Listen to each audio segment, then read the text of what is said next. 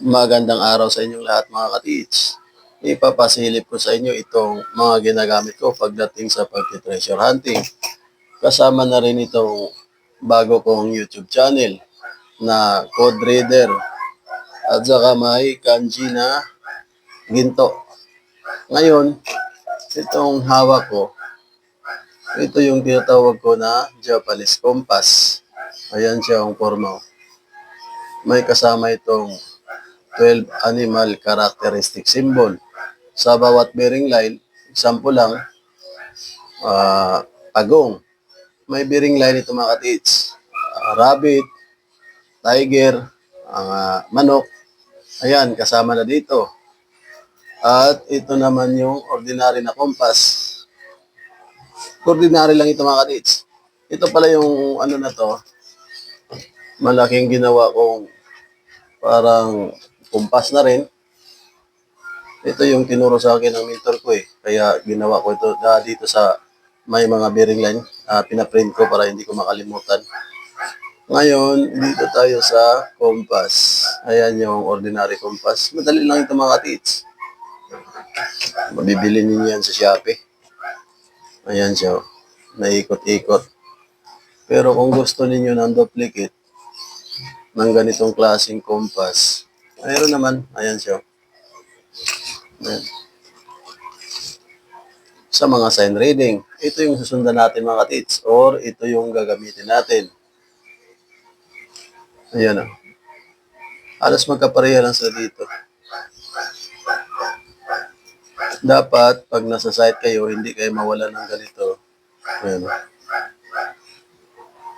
Yung gold tester.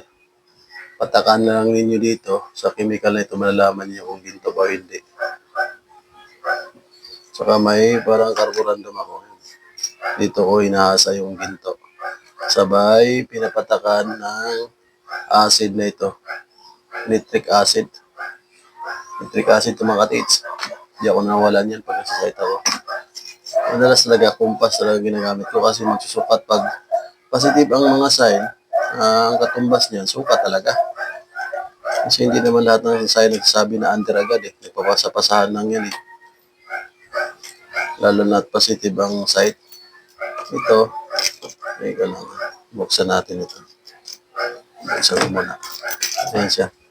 Ayan siya. Pareho lang yan. At isa na rin itong gamit na ito. Maganda itong remote sensing na ito eh. Sa Regition ito, parang cellphone siya.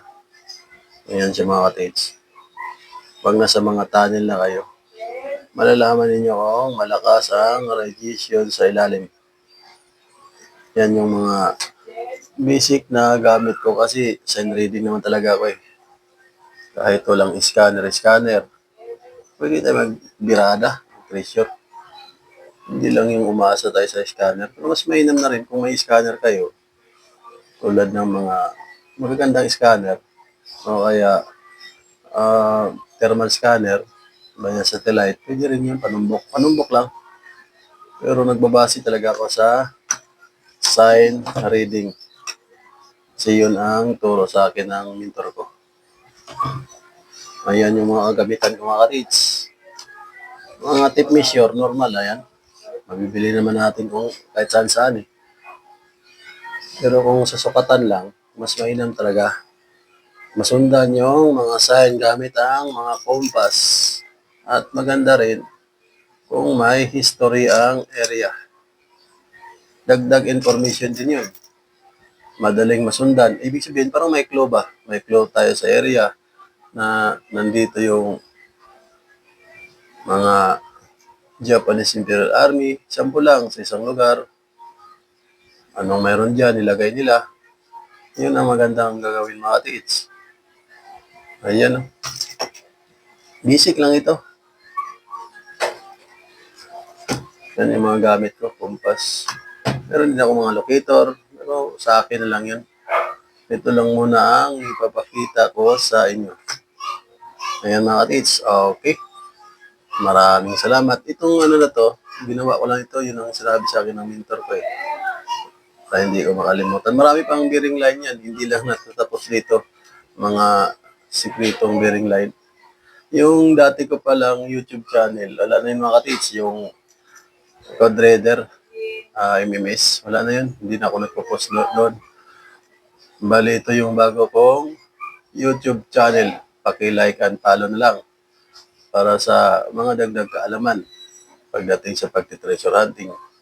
Okay, maraming salamat. And God bless sa inyong lahat. Thank you mga katits.